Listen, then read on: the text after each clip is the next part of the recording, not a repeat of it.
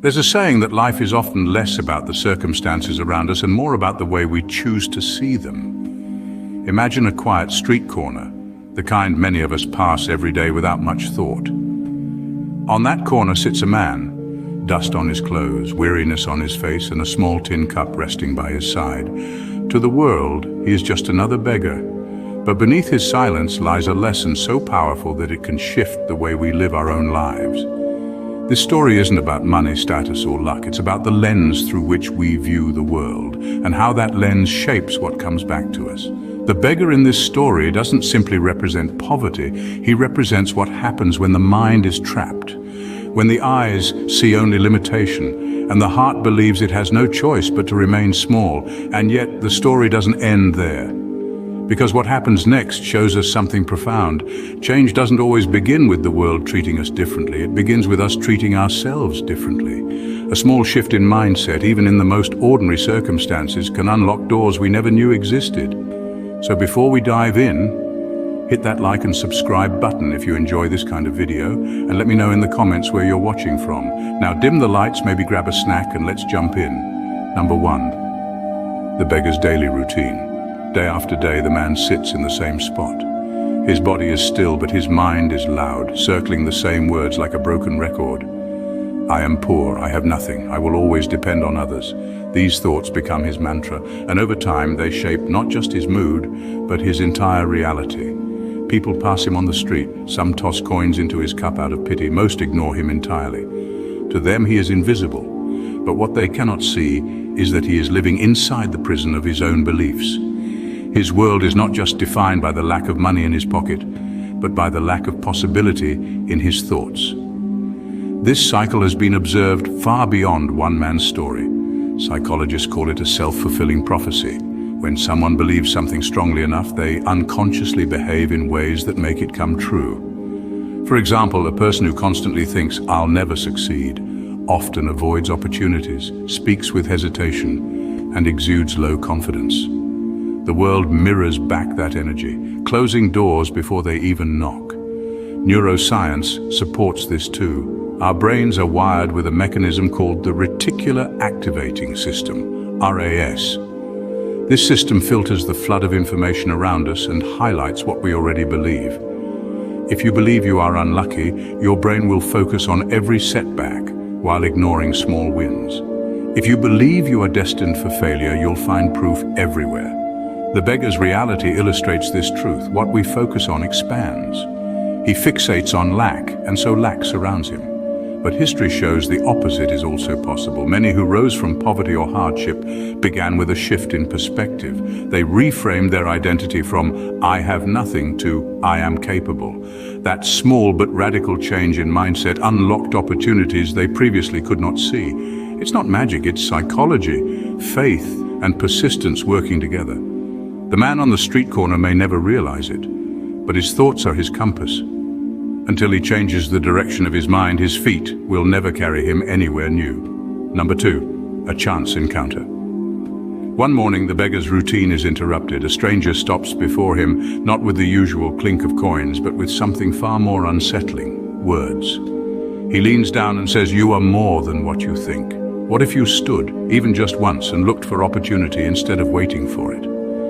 The beggar lets out a dismissive laugh, brushing it off as the kind of lofty advice only the fortunate can afford to give. But long after the stranger has gone, those words cling to him like a seed in the soil of his mind. Psychologists often call this a cognitive shift, a moment when a new thought challenges an old belief so strongly that it begins to reshape one's perspective. History and science are filled with examples of such turning points. In fact, studies in neuroplasticity show that the brain can rewire itself through repeated thought patterns, meaning that even a simple idea, if pondered often enough, can change how a person sees and interacts with the world. The beggar doesn't know this, but in laughing off the stranger's words, he has already taken the first step. He has acknowledged them. The story echoes something universal. Transformation rarely begins with wealth, power, or circumstance. Instead, it starts with thought.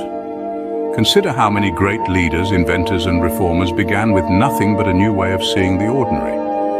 Thomas Edison, for example, failed hundreds of times before inventing the light bulb, but his mindset kept him searching instead of settling. The beggar's moment is not so different. It is the spark of possibility, a gentle nudge toward a world he had never dared to imagine. What makes this story entertaining is not the drama of instant change, but the subtle suspense of what might come. Will he continue to laugh? Or will those words slowly grow roots, pushing him to stand up one day and test the truth of them? Like the rest of us, he stands at a crossroads, shaped not by fortune, but by mindset. And perhaps that is the lesson. Sometimes the richest gift a stranger can give is not a coin, but a thought that refuses to leave you. Number 3, the power of a small shift. The next day, something shifts inside the beggar. Instead of settling into his usual spot on the corner, curiosity pushes him to rise and walk. What he discovers is remarkable. For the first time, he notices details that had always been there but never registered in his mind. A shop with a "Help Wanted" sign, a man struggling under the weight of his goods, and the hum of life that had always moved around him but felt out of reach. Instead of waiting for coins to fall into his tin cup, he chooses to offer his effort, and in return he receives reward. Psychologists often note that action reshapes perception. When we step out of passivity and engage with our environment, we unlock opportunities we once overlooked. The beggar's simple choice mirrors this truth. His world, once confined to a small corner, begins to expand with each step. Economists call this the opportunity principle. Effort tends to create openings that stagnation never will. What started as a reluctant walk becomes a turning point. He no longer sees himself only as a beggar, but as someone capable of giving, helping, and earning. In that moment, his mindset and his life begin to change. Number 4, a new identity.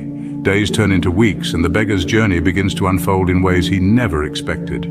At first, the tin cup beside him was his identity. His survival depended on what others chose to drop into it. But as time passed, he started noticing something profound. The real currency wasn't the coins that clinked in the cup, but the decisions he made for himself. Psychologists call this shift locus of control. People with an external locus believe their lives are shaped by luck, fate, or other people, while those with an internal locus realize that choices, effort, and mindset play the biggest role. Slowly, the beggar transitioned from seeing himself as a victim of circumstance to someone who could shape it.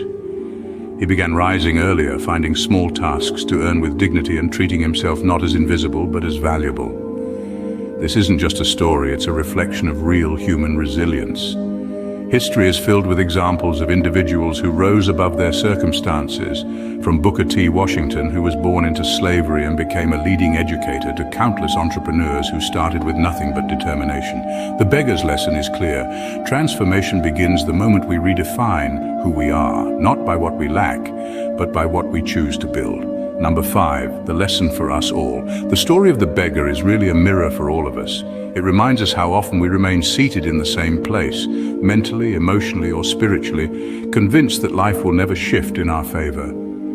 Yet history and psychology both tell us that transformation begins not with grand external changes, but with subtle internal shifts. Researchers in cognitive psychology highlight how cognitive reframing, or choosing to view a situation differently, can drastically alter our outcomes.